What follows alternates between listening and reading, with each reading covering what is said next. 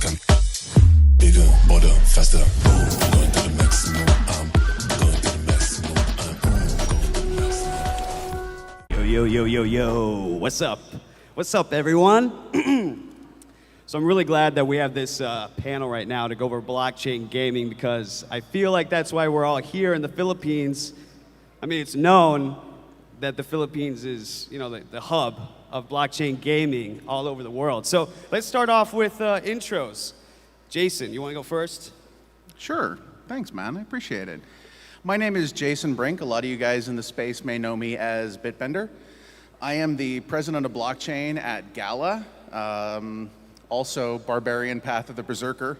That's my official title. But we do gaming hard at Gala, by the way. And I've been in the space for a long time, a really long time, almost 10 years now. And yeah, very happy to be here to talk to all of you guys. Thank you. Tryke?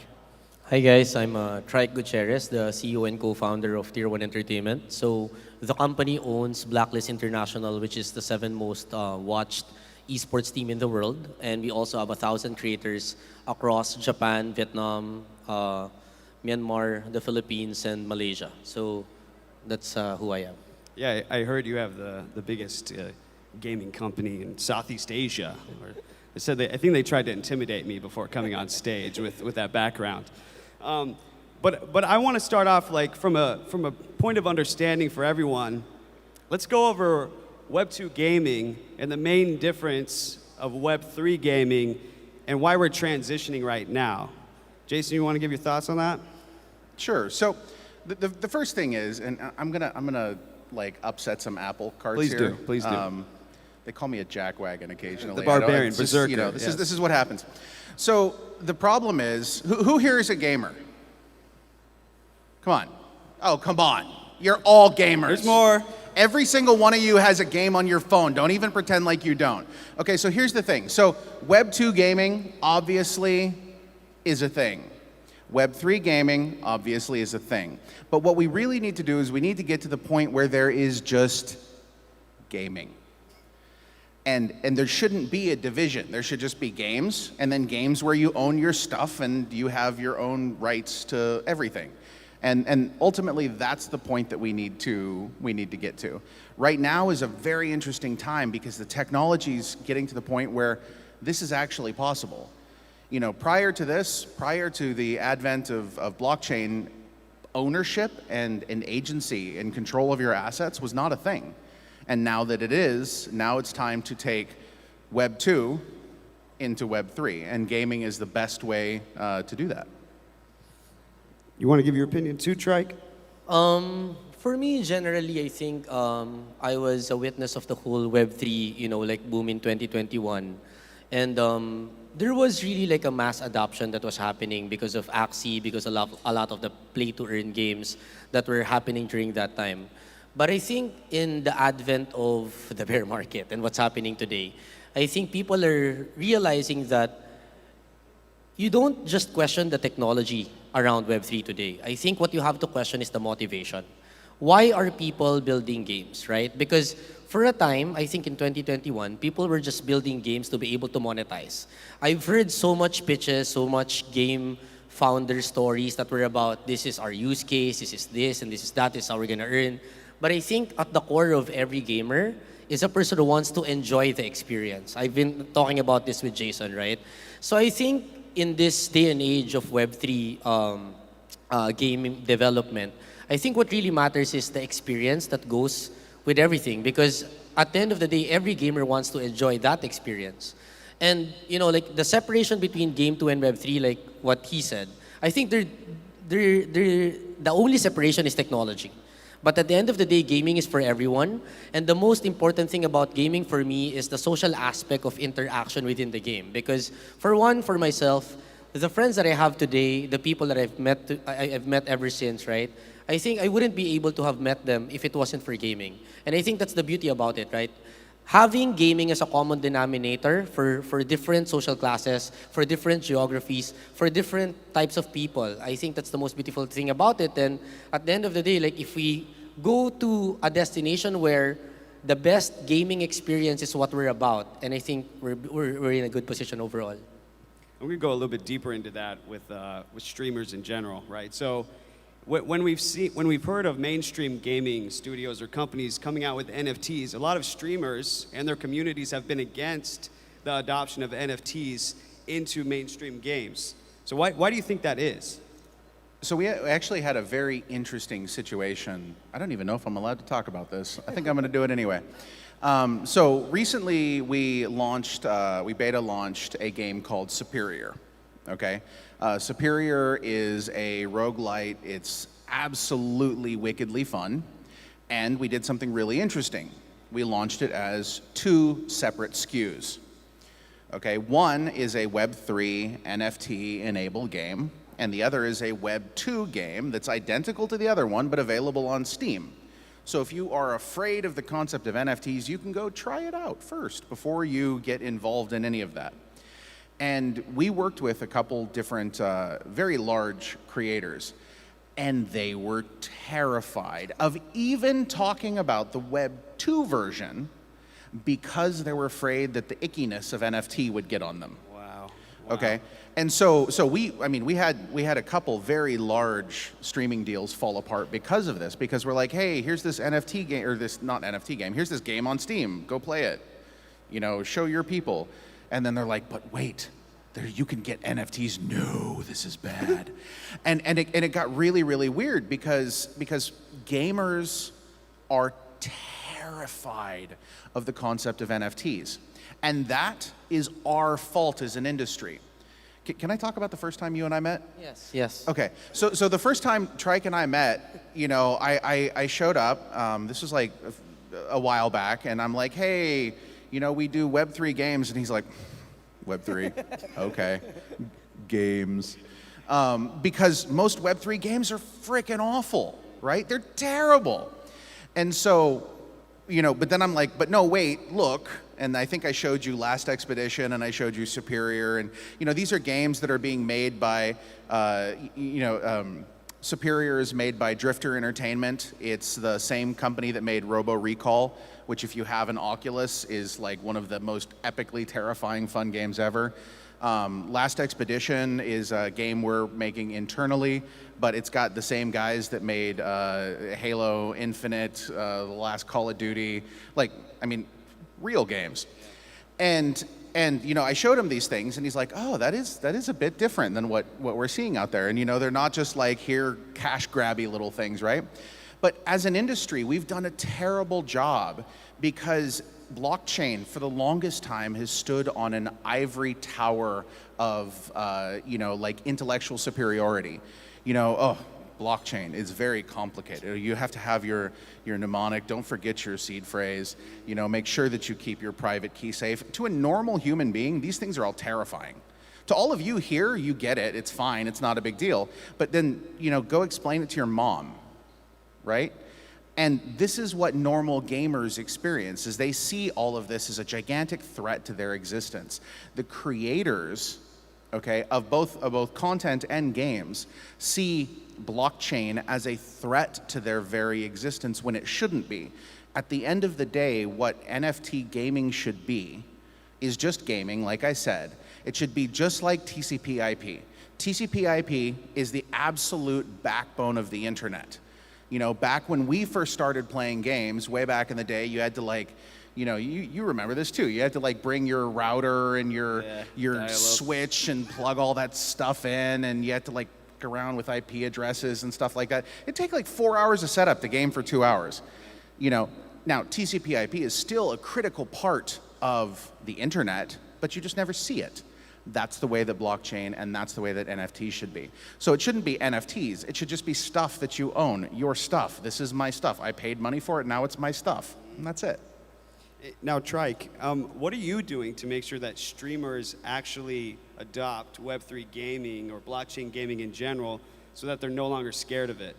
So I think when we started out Tier 1 as a talent management back in 2018, I think the hardest part to be able to to get was trust between an institution like what we're trying to build versus the streamers. Because at the end of the day, this is a freelance economy, right? A lot of people are freelancers, I mean, even in the West and in different parts of the world, because there's still a certain sentiment that there is no need for an agency if I'm a streamer, especially if I'm big enough and I'm earning, right? So I think the value chain that we've created is to be able to create a support system to those streamers. And I think part of that support system is to be able to filter out opportunities. And if you look into Web3, there's a vast of opportunities available for a lot of streamers. But I think the challenge becomes, how do you deal with each opportunity that you get? And is that good or bad for you? Because I think they're not just afraid of NFT per se, in every sense of the word. They're afraid of something that they don't understand. So I think what really matters for companies like us and for people in general is to be able to educate the non-believers of what it brings to the table, instead of, like making them feel that it's a threat, like what you mentioned. And how we've fixed it internally in our company is that our sales team, for one, is educated with NFTs and the games, right? We need to understand if this is just a rug pull, if what's the economics within the game is, so that at least when they get to promote this certain game into their community, then they know that it's something that, they can trust. Because imagine if you're a streamer, you go out every day facing your community live, and every person that believes in you can be a person that will hate you tomorrow if you sell them the wrong thing, right? So I think it's our obligation as an institution to be able to filter out the right opportunities for them. And Web3, as we see it, is just a new layer of clientele that we need to be able to understand, filter, and then eventually make the streamers trust. I think that's the way I see it. Can I add one? Man, Absolutely. I feel like I'm taking up so much time. I apologize. One other critical component of that, though, is modulating expectation, too. Yes. Okay, because another thing that in the blockchain space we're terrible about is, a lot of people in blockchain think that everything has to be about instant ROI. Okay, if you don't have ROI on whatever it is that you're doing, then, oh, this is terrible, right? The problem is that when you play Call of Duty and you buy a new skin, you don't think, well, what's my return on investment on this going to be? You don't think that at all. You're just like, oh, I want this thing, I buy this skin, now I have a cool gun. That's it, right? And that's what we need to get to that point too, so that it's not just about, it's about gaming. We can't lose that heart and that spirit of the game, for bullshit financial meh. Absolutely. And what do you think is the best way to even onboard new users into blockchain gaming to where they're not intimidated by it? Because, I mean, what we see on platforms like Coinbase or even Binance, I mean, they try and incentivize people to learn it, but it really is, it's part of community building, it's diluting and regurgitating the information. But what is the best way to teach people about blockchain gaming to where they can have mass adoption? I can take that. So for me personally, I think adoption is a word that's always being thrown around by a lot of people in Web3 and all the other industries, right? But I think it needs to be seamless. I think that's the first step. And the way for it to be seamless is for you to be able to first speak the Web2 language. Because if you start talking about highfalutin terms and because I myself, I'm not an organic Web3 person. It's just our VP, Adam, who actually brought me to the space. So when he started out, throwing all of these highfalutin terms, I don't really get it, right? But if you come from a point of having a game that you understand, where you really experience that same feeling that you've had in Web2 games, for example, something like Ragnarok, and something like, for example, the MMORPG games that are in Web3 now, right? I think from a face value and experiential perspective, there's this nostalgia feeling of, this is the same games that I loved before. While you're adding a new layer of monetization, real-life economy, and digital property assets that are true because, of the tools that are there in Web3. So what I'm saying is that from a marketing standpoint, I think it needs to look like seamless. It needs to look like Web 2. But after you get into it, then it needs to have a certain innovation beyond your old experiences. And that's where you can sprinkle a little bit of Web 3, So that's kind of how I see it in terms of a marketing perspective. Yeah, I completely agree. And I'm going to take it a different direction now I've seen a lot of project owners here, and I think you guys have a lot of knowledgeable experience. And I think a common problem in the blockchain gaming space is they're new to gaming studios and they don't know what the correct timeline is for setting expectations of when they're going to come out with the game. So what do you think can fix that moving forward for other project owners? Have you been hanging out in our Discord? No, not at all. No. Oh my God. Okay, I actually just today had a big, gigantic conversation about this because last December we had an event in Las Vegas, okay, called Galaverse. Absolutely epic event. We announced 6 new games, okay? Now, anyone who's an actual game developer knows that the development timeline for a game is 2 to 3 years, typically speaking. If you get it down to like a year and a half, that is tight, right? 2 to 3 years. We announced games last December. This March, people were like, rug pull. You haven't finished the game yet. It's been 3 months, rug pull, scam, right? And so this is a critical thing. And it was honestly something that we didn't expect because, from the gaming perspective, from Web 2 gaming, you know what a game timeline is, but the average Web 3 user doesn't. They think it's like 6 months. If you can't snap it out in 6 months, it's not a thing, and it's obviously fake. And that's a huge, huge problem. And so one of the battles that I personally fight is finding ways to convey this timeline to help people understand. And this is creating an entirely new type of game development, where rather than having like a Web 2 studio, okay, where it's like, okay, here's a game, boom, it's done. Do you like it? Good. If you don't, fuck off, right?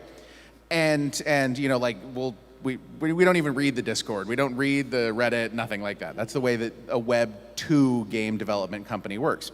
But what we've started doing is in our Discord, we will have developer meetings where we bring the community and we bring the developers in and they show what they've worked on over the last month. This is the stuff that we've done. This is the cool new thing. These are the cool new characters. Here's this funny little glitch that we had.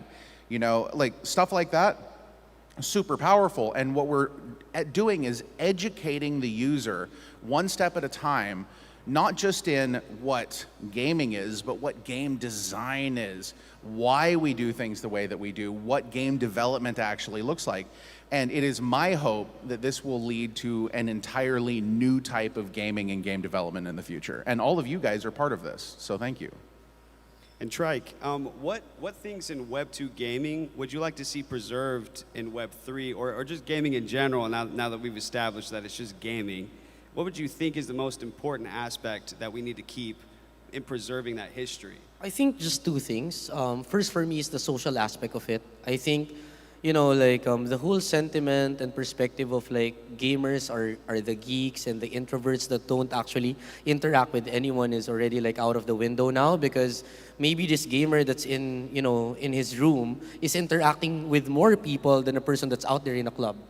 Right? You'll never know, because how much people can be in Discord versus how much people can be in a club, right? So I think the social aspect of gaming needs to stay, one.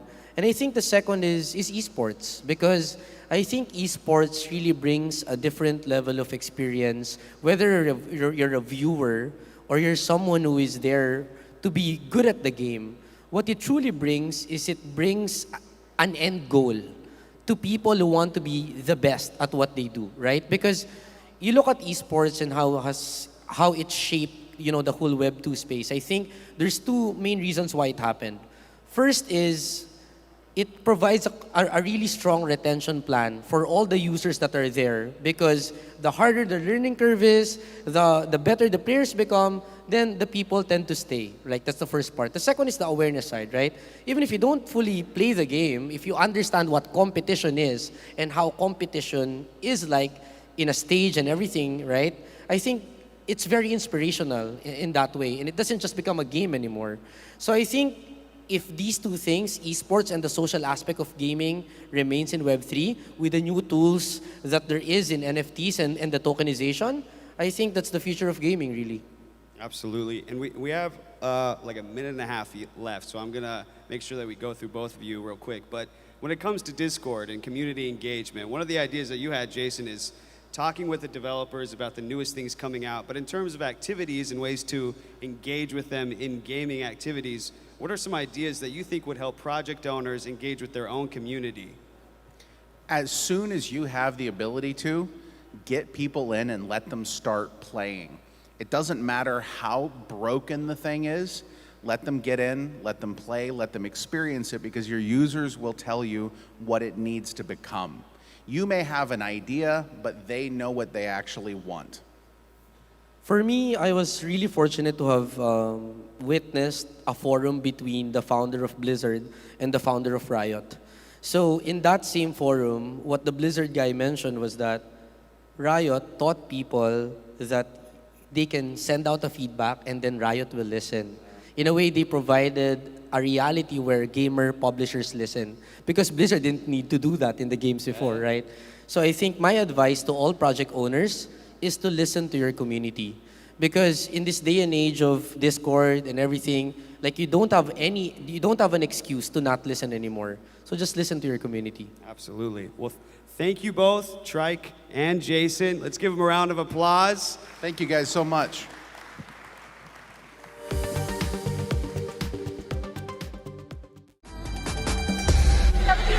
TV. See you next year.